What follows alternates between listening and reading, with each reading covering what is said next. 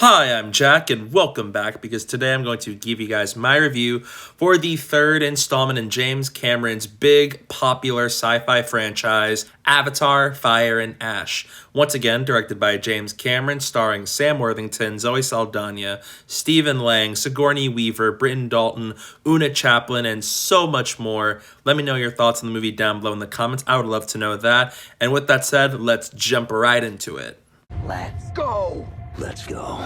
Taking place shortly after the previous movie, Avatar: Fire and Ash follows the Sully family as they continue to stick together and fight against the RDA for the fate of Pandora, all while a new villainous clan led by Varang, assisted by Colonel Miles Quaritch, comes back to cause even more problems for the Sullys, putting Pandora in even more jeopardy than it ever has been. And with the fate of the world at stake, Jake Sully, Neytiri, and the rest of the family find a way to save Pandora. If you followed my channel for the last couple of years, you would know that I grew to be a very big enjoyer of the Avatar franchise. I thought the first movie is a very revolutionary sci-fi movie that has aged very well for me, and I am a big fan of the previous movie, Avatar: The Way of Water, which I have seen 5 times in theaters. Then let's get it done. That's what I'm talking about! That's why he's the MVP! That's why he's the GOAT! The GOAT! Ever since walking out of Avatar: The Way of Water, I have been absolutely excited with every fiber of my being for the third installment in the series. And with all that hype, I was very happy to say that I thought it very much lived up to my high expectations that I have had for it over the last couple of years. Fire and Ash did a wonderful job in regards to how big the scope is, where it continues to build the scope and scale of the conflict on Pandora between the characters, the RDA, and especially the new Na'vi characters in the form of the Metkayina Clan, led by Varang, who is an absolute scene stealer. That's a potent mix. Give me the goosebumps. Hey, you said it, bro, not me.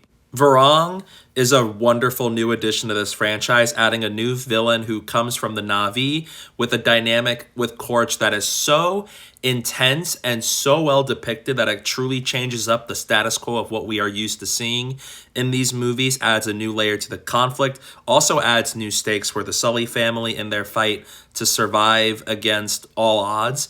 It is all well put together, and some of the best parts of the movie come from Varang when she's on screen. And even though I wish we had more of her, what we have of her is amazing, and so is her dynamic with Quaritch, which, by the way, Stephen Lang as Quaritch is just utterly magnificent. And this is by far not only the funniest he's been, but also adds new layers to the character that I wouldn't have anticipated after watching The Way of Water, but they were a very welcoming addition in terms of discovering his newfound look on life now that he is officially reborn as a recom and not as a human being. And what does that mean to him, and what does that try to do for his character over the course of the story? It's all well put together, and I think that Quaritch is by far one of the most fascinating characters in a blockbuster of the last couple of years, and I am really enjoying Stephen Lang's performance in this role. Speaking of Quaritch, I also thoroughly enjoy every other character in this movie. Jake Sully, I love. I think Sam Worthington is just fantastic in this role, and he gives some amazing scenes as his character in Fire and Ash, particularly one including Spider that never left my mind. And Zoe Saldaña gets an even more prominent role as Neytiri here, coming off of The Way of Water, where she gets one of the best action sequences in this entire franchise, and she shows why she is one of the best actresses to ever do mocap work, and so as for being one of the greats in a sci-fi film. Sigourney Weaver gets an even bigger role in terms of like the spirituality of her character and her connection to Awa with Kiri. And that goes into very cool directions here. And so has Loak, who is still reeling from the death of Neteyam, and how does that affect him and the whole family, which really encapsulates one of the biggest messages of the Avatar franchise. Wherever we go, this family is our fortress. What is an Avatar movie without spectacle? Because the spectacle in Fire and Ash riffs on a level that is sublime. I understood that reference. Avatar Fire and Ash accomplishes many things with its spectacle. Building off of the last two movies, this movie has some of the best action in the franchise.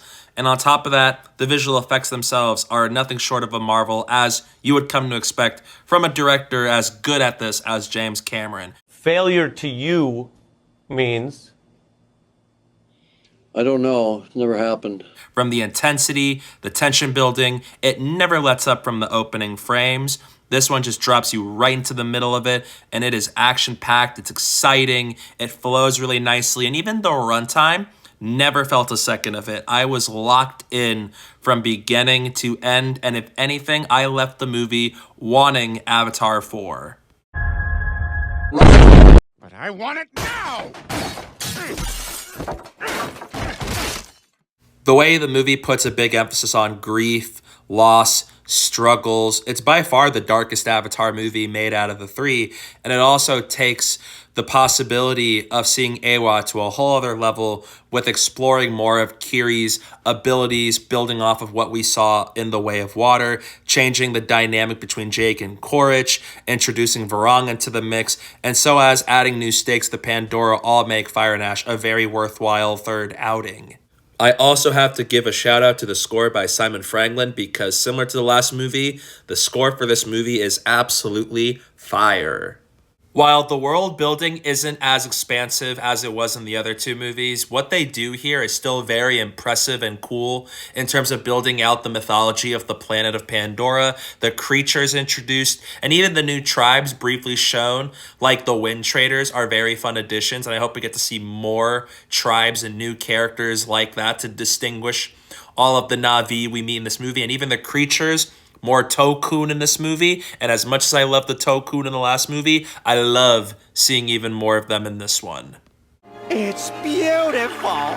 The first two acts of this movie I thoroughly enjoyed, had myself very invested in the story here, and while the third act of the movie does have a lot of similarities to that of The Way of Water, just on a bigger scale, I nevertheless still really liked how it focuses on all these different aspects, like on air, at sea, and at land, with a culmination of a climax that puts Pandora's fate in jeopardy.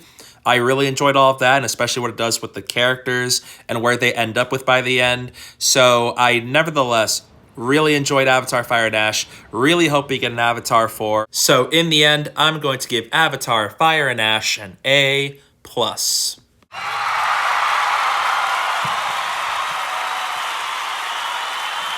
I can confidently say that Avatar Fire and Ash is still one of my favorite movies of last year, right next to Superman, One Battle After Another, and Sinners. James Cameron is one of my favorite filmmakers of all time, and he has proved yet again with Avatar Fire and Ash to me why he is one of the best to ever create blockbusters in today's day and age, with Terminator 2 Judgment Day, Aliens, Titanic, and even the Avatar movies under his belt.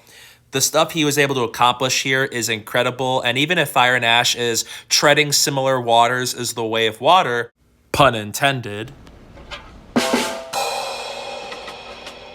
it still is really cool to see what the movie was able to accomplish for the characters, narrative, expanding the world of Pandora, and so as doing a good job of culminating storylines and threads that have been established from The Way of Water and the first movie, while also leaving me very excited for Avatars 4 and 5 to come to fruition.